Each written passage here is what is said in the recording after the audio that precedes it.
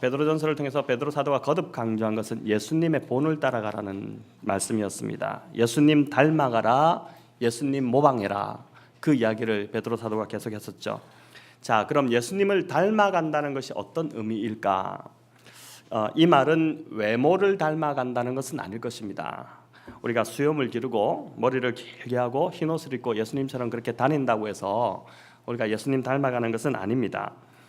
예수님 닮아간다는 것은 우리 안에 예수님의 성품을 우리도 지니게 된다는 것이죠. 그래서 베드로전서에서 강조한 것이 뭐였습니까? 신의 성품, 신성한 성품, 하나님의 성품에 참여하라는 그 말씀을 강조했지 않습니까?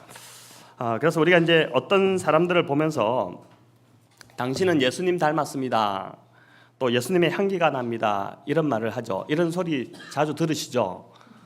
예, 들으셔야 됩니다. 네, 그런데 상대에게서 이제 예수님 닮은 성품이 느껴질 때, 예수님이 나는 온유하고 겸손하다고 본인이 말씀하셨지 않습니까? 그런 예수님 닮은 겸손함과 온유함이 느껴질 때 그런 말을 하지 않습니까? 예수님 향기가 납니다, 이런 이야기 하지 않습니까? 성도가 교회와 또 세상에서 들어야 될 소리가 바로 이런 주님 닮아가고 있다는 소리여야 할 것입니다. 자, 우리 한번 서로를 격려해 보겠습니다. 옆에 계신 분들을 보면서 주님 닮아가고 계십니다. 주님이 보이네요. 막 이렇게 좀, 예, 주님 이렇게 하시면 안 됩니다. 주님 보이네요. 이렇게, 예. 자, 주님 닮아간다는 것은 이렇게 이제 성품적인 면도 있지만 또한 이제 예수님의 삶의 목적이 나의 삶의 목적이 되어야지 주님을 닮아간다고 할 수 있을 것입니다. 예수님은 이런 목적을 갖고 사셨는데 나는 전혀 엉뚱한 목적을 갖고 반대로 살아간다면 그것은 주님 닮아간다고 할 수 없겠죠. 복음서에는 인자가 온 것은 이라고 시작하는 두 구절이 있습니다. 이제 엄밀히 말하면 세 구절인데 오늘 두 구절을 좀 말씀드리려고 하는데, 인자가 온 것은 이라고 시작하는 두 구절이 있는데 이것은 이제 주님이 이 땅에 오신 목적을 설명하는 일종의 예수님의 사명 선언문과 같은 구절이라고 할 수 있습니다. 성탄절은 이제 예수님이 이 땅에 오심을 우리가 축하하는 날인데, 세상 사람들은 예수님이 왜 오셨는지, 분명히 성경에서 복음서에서 주님이 인자가 온 것은 이라고 이렇게 밝히셨음에도 불구하고 세상 사람들은 그 예수님이 왜 오셨는지를 전혀 모른 채 그냥 이 성탄의 분위기에 젖어들어서 그 분위기만 내기에 바쁘게 그냥 흥청망청 이 날을 보내는 것이죠. 여러분, 인자가 온 것은으로 시작되는 두 구절은 이제 먼저 누가복음 19장 10절 그리고 마태복음 20장 28절인데, 누가복음 19장 10절 이렇게 말씀합니다. 우리 같이 한번 읽습니다. 인자가 온 것은 잃어버린 자를 찾아 구원하려 함이니라. 네, 이 구절은 예수님이 이 땅에 오신 이유가 잃어버린 영혼을 찾아서 구원하기 위해서 오셨다, 그 말씀을 하고 있죠. 자, 또 하나의 목적은 마태복음 20장 28절인데 이 구절도 우리가 같이 한번 읽겠습니다. 인자가 온 것은 섬김을 받으려 함이 아니라 도리어 섬기려 하고 자기 목숨을 많은 사람의 대속물로 주려 함이니라. 자, 주님이 이 땅에 오신 목적이 섬김을 받기 위함이 아니라 어떻게 해요? 섬기기 위해서, 그것도 십자가에서 목숨을 내어주기까지 섬기기 위해서 오셨다, 이렇게 말씀합니다. 자, 그렇기 때문에 예수님을 우리가 닮아간다는 것은 우리의 이 땅에 살아가면서 우리의 가장 큰 목표가 이제 예수님을 닮아가는 것이 되어야 되는데, 예수님을 닮아간다는 것은 곧 나도 어떻게 해요? 섬기는 자로 살아가겠다는 그러한 말씀이 됩니다. 죄성을 띤 인간은 본능적으로 섬기기보다는 어떻습니까? 섬김을 받기를 좋아합니다.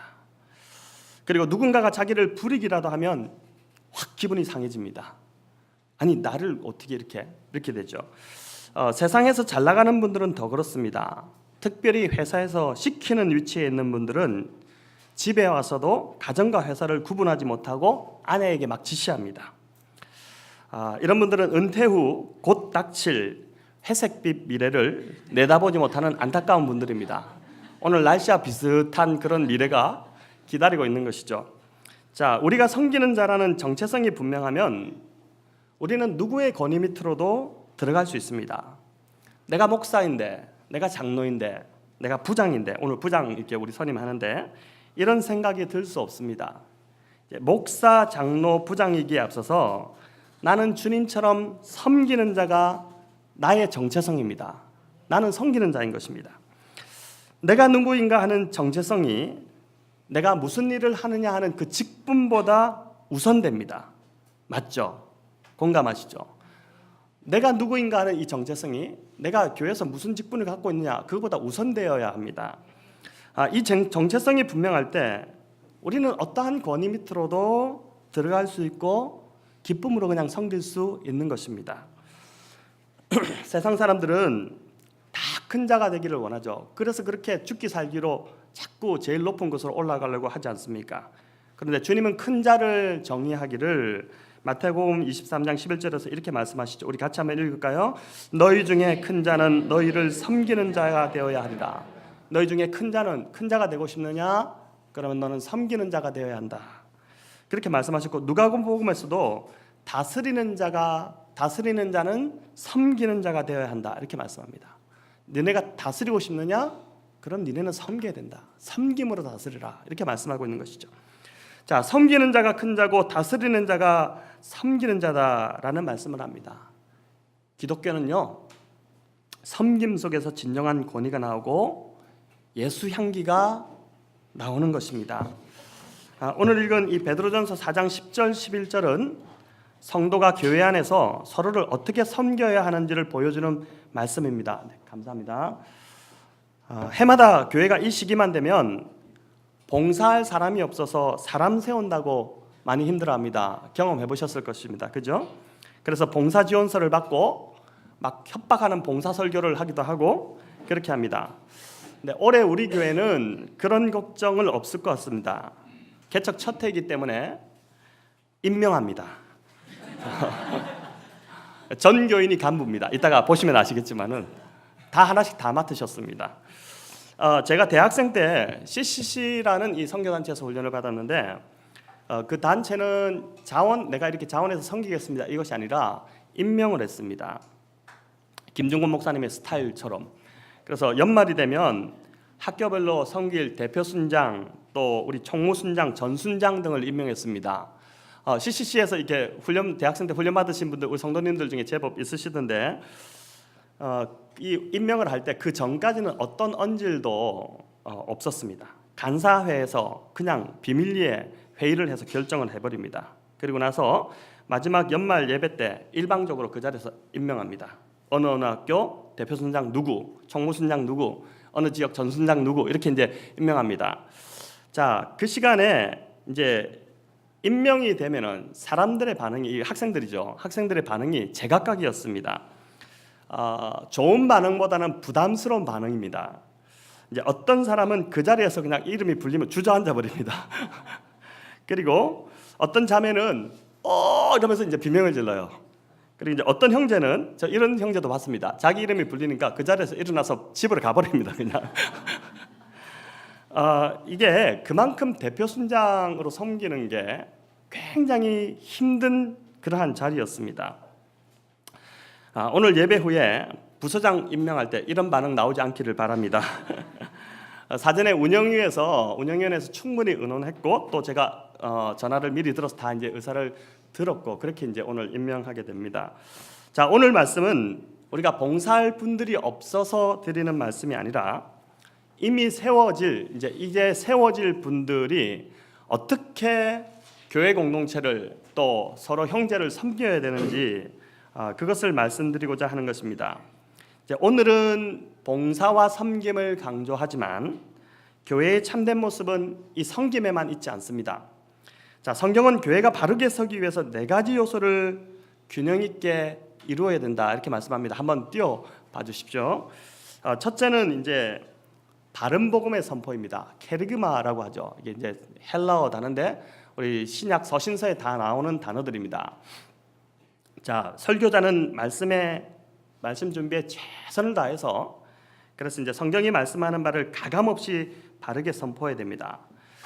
둘째는 이제 성도에게 말씀을 가르쳐서 바르게 성장하도록 하는 디다케입니다. 우리가 지금 하고 있는 제자 훈련이나 또 새신자 교육이나 또 이제 여러 가지 성경 공부 과정들이 바로 이러한 것에 해당됩니다. 꾸준히 말씀을 가르치고 배우는 기능이 교회 안에서 이루어져야 됩니다. 세 번째는 이제 성도의 교통, 또 그리스도 안에서의 진실한 사귐인 우리가 많이 들은 코이노니아가 있어야 됩니다. 우리 베드로전서 바로 앞절에 이제 그 4장 8절에 뜨겁게 서로 사랑하라, 교회를 향해서 그렇게 말씀하셨는데, 바로 이렇게 뜨겁게 서로를 깊이 사랑하고 교제하는 그 사귐, 그게 이제 코이노니아인 것이죠. 그리고 마지막으로 하나님께 받은 은사로 서로를 세워주고 봉사하는, 오늘 이제 다루게 될 말씀입니다. 디아코니아가 있습니다. 여기에 힘써라, 이렇게 말씀하죠. 자, 이것은 성경이 가르치는 참된 교회의 4가지 핵심 요소입니다. 이 중에 하나라도 빠져서도 안 되고 약화시켜서도 안 됩니다. 그래서 교회는 뭐가 중요합니까? 균형이 중요하죠.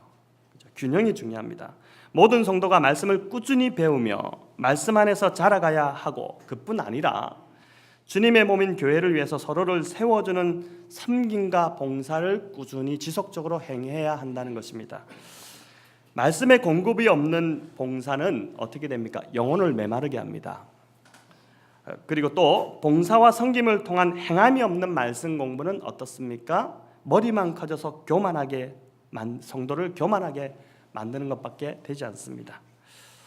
자, 이러한 것을 염두에 두고 오늘 본문에서 말씀하는 섬김의 원리, 이것을 3가지로 좀 제가 말씀드리겠습니다. 자, 첫째는 우리 같이 한번 읽어볼까요? 시작. 우리 모두는 서로를 섬길 수 있는 은사를, 우리 모두는 서로를 섬길 수 있는 은사를 하나씩은 다 가지고 있다는 것입니다. 저는 없는데요? 아니요, 있습니다. 성경 10절은 각각 은사를 받은 대로 서로 봉사라, 각각 은사를 받은 대로, 이 말은 하나님께서 각자에게 각각 은사를 주셨다는 것입니다. 은사는 하나님의 은혜를 받은 자라면 그 은혜의 기초에서 하나님께서 그 백성에게 주시고 싶어서 그냥 은혜로 베풀어 주시는 선물입니다. 우리가 성탄이 지금 됐지 않습니까? 자녀들에게 선물해주고 싶잖아요, 그죠?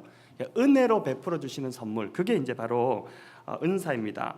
바울이 이제 고린도전후서 이런 데서 말씀하신 것처럼 예언의 은사, 또 통변의 은사, 믿음의 은사, 방언의 은사, 병고침의 은사, 뭐 이런 은사뿐만 아니라, 이런 영적인 은사뿐만 아니라 또 어떤 것이냐면은 가난한 자를 돌보는 것, 가르치는 은사, 또 긍휼히 여기는 은사, 뭐 이런 은사들이 있습니다.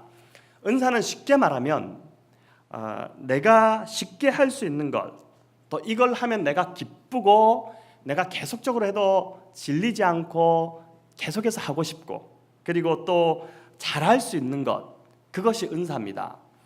내가 생각해도 그렇고 또 다른 사람이 볼 때도 당신 그거 은사인 것 같습니다, 이렇게 말해주는 게 그거 별거 다른 게 아니고요, 하나님이 주신 은사입니다. 하나님이 나에게 주셨습니다. 자, 이런 것입니다. 이번에 성탄절 장식을 하면서 또 제가 보니까 어떤 분은 금방 뚝딱뚝딱해서 작품을 만들어냅니다. 시간도 안 걸립니다. 대충 하는 것 같은데 결과는 예술 작품을 만들어냅니다. 여러분 공감하셨죠? 제가 했다면 아마 일주일 걸렸을 것 같아요. 별로 재미도 없습니다. 저한테는 은사가 아닙니다. 그러나 그분에게는 너무 재밌고 쉽습니다. 이것이 은사인 것이죠. 또 어떤 분은 좋은 목소리를 가지고 있는 분이 있습니다. 또 박자감이 좋은 분도 있습니다. 은사입니다.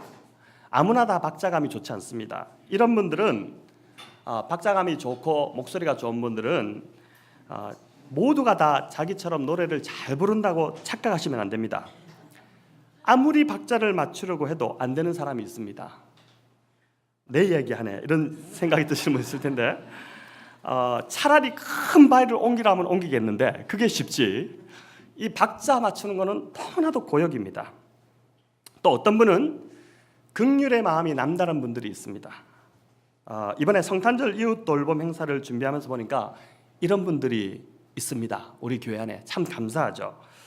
이런 긍휼의 은사가 있으니까 다른 분들보다 더 잘 섬기는 것입니다. 사람을 긍휼히 여기는 마음이 있기 때문에 참 날씨가 춥고 또 먼 거리까지 가져와야 되고 이런 일이 있는데도 그게 힘들게 느껴지지 않습니다. 기쁜 겁니다. 왜냐하면은 하나님께서 그분 안에 사람을 긍휼히 여기는 그 마음 은사를 주셨기 때문입니다. 자, 오늘 본문 10절은 이렇게 우리 각자에게 은사를 주셨다고 하면서 그 은사를 주신 이유를 설명하는데, 그 이유가 뭐냐면은 서로 봉사하기 위해서 주셨다고 합니다. 은사는 나를 위한 것이 아닙니다. 나를 위한 것이 아니라 남을 위한 것입니다. 성도를 서로 섬기라고, 이웃을 섬기라고 하나님께서 우리에게 은사를 주신 것입니다. 예수님이 섬기러 오셨다면 예수님을 따르는 우리도 어떻게 해요? 섬기는 자로 살아야 됩니다. 그렇게 잘 섬기는 자로 살 수 있도록 하기 위해서 하나님께서 우리에게 그냥 선물로 주신 것, 은혜를 베푸셔서 우리에게 주신 것, 그게 뭐냐면은 은사입니다. 그래서 우리는 항상 나의 은사로 어떻게 하면 성도를 잘 섬길 수 있을까, 이 고민을 해야 됩니다. 하나님 나에게 이걸 주셨는데 이것을 가지고 내가 어떻게 잘 먹고 잘 살까, 내가 어떻게 돈을 많이 벌까, 이게 아니라 이걸 주셨는데 이것으로 어떻게 성도를 잘 섬길 수 있을까, 이게 하나님 은사를 주신 이유거든요. 내가 그 일을 위해 하나님께로부터 받은 선물을 받았기 때문입니다. 성도를 위해 기도해 주는 일, 성도를 위로하고 격려하는 말을 해주는 일, 성도의 필요를 채워주는 일, 성도를 잘 이끌어주는 일, 서로를 잘 섬길 수 있도록 항상 깨어서 살피고 어떻게 하면 내가 섬길까, 이것을 고민해야 한다는 것입니다. 자, 여기서 한 가지 더, 우리 모두에게 각각 은사를 주셨다면 교회 일을 할 때 우리는 내가 다 하려고 들지 말아야 합니다. 이게 중요한 포인트입니다. 여러분, 교회에서 섬기고 봉사하다 보면 가장 위험한 때가 언제인지 아십니까? 많은 교회들이 그래요. 내가 섬기는 일에서 열매가 맺힐 때입니다. 성과가 나고 일이 잘 되면 그 다음에 어떤 일이 벌어지냐면은 내 은사를 넘어서 일을 하려고 합니다. 뿐만 아니라 다른 사람의 일을 대신 하려고 하고, 나중에는 하나님이 하실 일까지 대신 하려고 합니다. 그 선을 넘을 때 은사는 은사로서 빛을 잃어버리게 되는 것입니다. 그래서 가장 좋은 은사는 이제 서툴고 잘 못하는 형제들, 그런 형제들을 찾아서 잘할 수 있도록 도와주는 은사입니다. 뒤에서 조용히 돕고 기회를 열어주고 함께 할 수 있도록 이끌어주는 것이 진정 하나님 보시기에 아름다운 은사이고 섬김이 되는 것입니다. 제가 보니까 이번에 우리 앞에 맡으신 분들이 참 그런 걸 잘하시는 것 같아요. 본인 드러나지 않고 살살살살 하면서 다른 분들 할 수 있도록 세워주고 도와주고, 이걸 참 잘하시고 계셔서 감사합니다. 여러분, 누구나 공동체에 기여하고 싶은 욕구가 있습니다. 사람이라면 당연한 자연스러운 욕구입니다. 성도들이 이제 공동체에 기여할 수 있도록, 또 앞으로 우리 교회 많은 성도들이 또 외부에서 들어오지 않겠습니까? 그렇죠? 그들이 그가 받은 은사로 섬길 수 있도록 돕는 것, 그게 이제 성숙한 공동체의 모습으로 나아가게 되는 것이죠. 자, 섬김의 원리 첫 번째가, 우리 모두는 은사를 하나씩 다 받았다, 그리고 그것을 가지고 성도를 섬기는 거다, 이렇게 말씀드렸다면은 섬김의 원리 두 번째는 이런 것입니다. 자, 같이 읽어볼까요? 시작. 은혜가 섬김과 봉사의 출발점이 되게 하라. 자, 10절을 다시 보시면 이렇게 말씀하죠. 하나님의 여러 가지 은혜를 맡은 선한 청지기 같이, 이렇게 얘기합니다. 여러분, 이 구절을 유의해서 한번 보십시오. 왜 하나님의 여러 가지 일을 맡았다고 하지 않고 하나님의 여러 가지 은혜를 맡았다고 할까요? 또 그 은혜를 맡은 자를 뭐라고 비유합니까? 선한 청지기라고 비유합니다. 청지기는 집을 관리하는 자들이죠. 즉 여기서 집은 하나님의 집임, 교회를 말합니다. 교회를 섬기는 성도를 말하는 것이죠. 자, 이 구절은 성도가 교회에서 하는 모든 사역은 일이 되어서는 안 된다라는 것을 말씀합니다. 여러분, 일이 될 때 자원함이 아니라 우리 베드로전서에서 보이지만은 억지로 하게 됩니다. 봉사와 섬김은 하나님으로부터 받은 은혜의 감격이 섬김과 봉사로 자연스럽게 자원함으로 이어져야 하는 것입니다. 받은 은혜가 봉사와 섬김의 출발점이 되어야 한다는 것이죠. 특별히 아이들을 가르치는 교사로 섬기실 분들은 먼저 자신이 은혜 안에 있어야 합니다. 영적 원리는 흘러넘치는 원리이기 때문입니다. 그래서 많은 것을 가르치지 않아도 내 안에 은혜가 있으면 어떻습니까? 그 아이하고 함께 있는데 내 안에 있는 은혜가 그냥 별말 하지 않아도 그 아이에게 이렇게 흘러가게 돼 있습니다. 그래서 이번에 이제 우리 아동부 부장을 맡으신, 중고등부 부장을 맡으신, 청년부 부장을 맡으신 교육부 우리 장로님, 누구보다도 은혜가 이렇게 채워져 있어야 됩니다. 그래야지 감당할 수 있을 것이고, 오늘 제가 좀 부탁드리기는 교회학교 교사로 좀 많이 지원해 주십시오. 여기서 또 한 가지 포인트는 뭐라고 합니까? 선한 청지기 같이 섬기라고 합니다. 악한 청지기가 아닌 선한 청지기입니다. 어떻게 선한 청지기가 될 수 있을까요? 주인의 은혜를 경험하면 할수록 선한 청지기가 될 수밖에 없습니다. 여러분, 악한 주인은 악한 종을 만들 뿐입니다. 악하게 대하기 때문에 그렇죠. 그러나 선한 주인은 종들을 선하게 대하기 때문에, 그 은혜를 받기 때문에 종들도 어떻게 됩니까? 선한 청지기가 될 수밖에 없는 것입니다. 우리가 섬기는 우리들이 주님의 은혜를 계속해서 맛보아야 될 이유를 말씀하는 것입니다. 교회 공동체에서 섬김과 봉사의 출발점은 오직 은혜여야 합니다. 그 은혜가 자연스럽게 자원하는 섬김으로 흘러가는 것이고, 그렇게 할 때 우리 모두가 선한 청지기로서 주의 몸된 주의 집인 이 교회 공동체를 섬길 수 있게 된다는 것입니다. 자, 섬김의 세 번째 원리는 하나님이 영광 받으시도록 하는 것입니다. 우리 11절 같이 한번 읽겠습니다.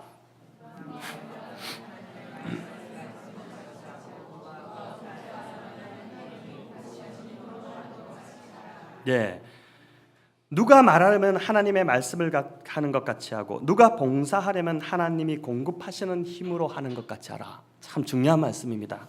여러분, 봉사는 나의 것, 나의 힘, 내 능력으로 하는 것이 아니라 하나님이 주시는 힘과 능력으로 하라는 말씀입니다. 그래서 섬기는 자들은 누구보다도 더 많이 기도의 자리에 엎드려야 합니다. 기도한다는 것은 내가 할 수 없다는 고백을 하는 것이고, 또 하나님이 힘 주셔야만이 내가 할 수 있다는 고백을 하는 것이 기도입니다. 새해 섬김의 자리에 임명받으시는 성도님들은 누구보다도 더 많이 기도하시기 바랍니다. 기도하면 하나님께서 힘을 주실 것입니다. 섬길 수 있는 물질도 주시고, 또 함께 섬길 수 있는 나 혼자 어떻게 하지? 불안한데 사람도 붙여주시고요. 기도하다 보면 어떤 분이 와서 제가 도와드리겠습니다. 이렇게 사람도 붙여주실 것입니다. 또 지혜도 주실 것입니다. 이렇게 기도하면요, 우리 공동체 안에 하나님이 하셨다는 간증이 많아지기 시작합니다. 기도하지 않으면 하나님이 주셔도 주신 줄 몰라요. 이게 제일 참 어리석은 사람이죠. 근데 기도할 때 우리가 하나님이 주신다는 것을 영적으로 깨닫게 되는 것이죠. 내가 기도했는데 응답이 왔구나. 이게 얼마나 신나는 일인지 모릅니다. 이제 1월 첫 주에 신년 특별 새벽기도가 있습니다. 특별이란 말을 붙인 이유는 안 나오면 안 된다는 말입니다. 네, 온 세대가, 그것도 온 세대가 함께하는 신년 특세입니다. 그래서 온 세대는 다 포함됩니다. 강아지를 데리고 나오시면 안 되고요. 그런 건 빼고, 우리 자녀들도 함께 다 나와서 예배를 이제 새해 신년 뜨겁게 우리 기도했으면 합니다. 이렇게 기도함으로 새해 백온영동교회 모든 섬김 부서마다 하나님이 힘 주셨고 하나님이 공급하셨다는 그런 풍성한 간증이 넘치기를 소망합니다. 자, 이렇게 하나님이 주시는 힘으로 할 때 영광이 온전히 하나님께 돌아갑니다. 내 것으로 하지 않았기에 당연한 것이죠, 그죠? 하나님 주신 거 갖고 내가 한 것처럼 하면 이건 도둑놈이 있지 않습니까? 내 힘으로 하면 내가 인정받아야 하고 내가 영광받고 싶어 합니다. 얼마나 억울합니까? 내 거로 했는데 내가 영광받지 못하면. 그러나 내 것으로 하지 않았기 때문에, 하나님이 주신 것으로 했기 때문에 당연히 하나님께 영광을 돌릴 수밖에 없는 것입니다. 그래서 섬김의 결론은 오늘 이 본문에서 하나님께 영광을 돌리는 것입니다. 여러분 11절 우리 한 목소리로 같이 읽습니다. 만일 누가 봉사하려면 하나님이 공급하시는 힘으로 하는 것 같이 하라. 이는 범사의 예수 그리스도로 말미암아 하나님이 영광을 받으시게 하려 함이니 그에게 영광과 권능이 세세에 무궁하도록 있느니라. 아멘. 네, 인간은 창조 때부터 섬김의 DNA를 가지고 태어난다고 합니다. 인간의 몸이 그것을 증명합니다. 몸의 모든 조직은요, 다른 기능을 돕기 위해서 바쁘게 돌아갑니다. 모든 대사 활동이 이기적이 아닌 이타적인 움직임인 것이죠. 다른 기능이 튼튼해야 나도 건강할 수 있기 때문에 다른 기능을 먼저 튼튼하게 막 돕는 것입니다. 이게 이타적인 움직임인 것이죠. 그렇기 때문에 우리 몸은 하나님이 우리 몸을 지으실 때 창조 때부터 섬김을 받기 위해서가 아니라 섬기기 위해서 우리를 그렇게 지어진 그런 DNA를 가지고 우리가 태어난 존재들입니다. 그래서 인간은 언제 가장 행복하냐면요, 섬길 때 행복합니다. 섬겨보셔서 알겠지만 의학적으로도 섬기고 봉사할 때 좋은 호르몬이 아주 많이 나온다고 합니다. 오늘 우리가 성탄의 진정한 의미를 담아서 이제 예배 마치고 점심 먹고 나서 지역의 이웃들을 섬기기 위해서 이제 준비되어 있는 것들을 함께 포장하고 글도 쓰고 그리고 다 박스 포장해서 그것을 가지고 또 조를 짜서 성도들이 함께 지금 또 집집마다 한 30가정 되는 그 집을 방문해서 지난번에 우리가 갔던 가정들이죠. 다시 한 번 더 성탄의 그 주님의 사랑을 전하는 그러한 섬김을 가지게 됩니다. 여러분 오늘 정말 수지 맞으신 겁니다. 오늘 예배 드려서 좋고 또 섬기면서 좋은 호르몬이 많이 나와서 좋고 또 이것이 하나님께 영광을 돌리게 된다니 여러분 세 가지 이 좋은 일들이 일어나지 않습니까? 평소에 여러분 하나님께 영광 돌리기보다는 어떻습니까? 하나님을 민망하게 할 때가 훨씬 더 많지 않습니까? 근데 오늘 하나님께 영광 돌릴 수 있는 기회, 이렇게 우리가 이웃을 섬기는 것을 하나님이 영광 받으신다고 하니까 이 얼마나 감사한 일입니까? 그래서 여러분 수지 맞으신 것입니다. 우리 한번 옆 사람 오늘 인사 많이 하는데 수지 맞으셨습니다. 이렇게 이제 한번 인사하겠습니다. 예, 자 사랑하는 성도님들 기억하시기 바랍니다. 성탄절을 맞아서 2000년 전에 이 땅에 오신 예수님, 그 예수님을 닮아간다는 것은 바로 그 예수님처럼 섬기는 삶을 살겠다는 것입니다. 섬김이 축복입니다. 주님도 주는 자가 받는 자보다 복되다고 하셨죠. 그래서 새해 우리가 각각 받은 은사로 여러분 다 있습니다. 나는 이제 새 신자인데 없습니다. 아니요, 다 있습니다. 각각 받은 은사로 저는 조금 이제 우리는 은사가 너무 많아서 좀 걱정해요. 사실은 너무 많은 은사를 가지고 계십니다. 그래서 성도 간에 오늘 말씀대로 은사를 주시는 성도를 서로 섬기라고 주셨으니까 서로 섬기고 봉사함으로 아름다운 공동체를 이 백운영동교회를 세워가는 성도님들 되시기를, 저와 여러분 되시기를 우리 주님의 이름으로 축원합니다.